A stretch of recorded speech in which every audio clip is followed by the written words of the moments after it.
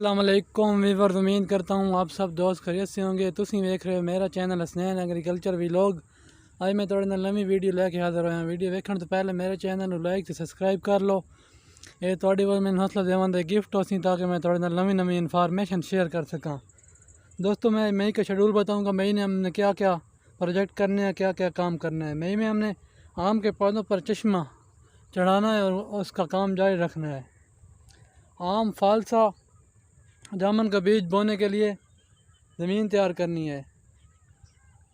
देसी आड़ू की गुठलियाँ इकट्ठी करनी है ताकि हम उसका स्टॉक पैदा कर सकें। फलदार पौधे की ज़रूरत का ख़ास ख्याल रखना है।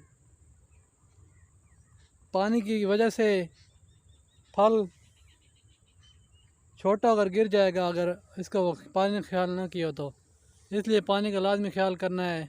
गर्मी मई का महीना है और गर्मी ज़ोर शोर से है। ठीक है।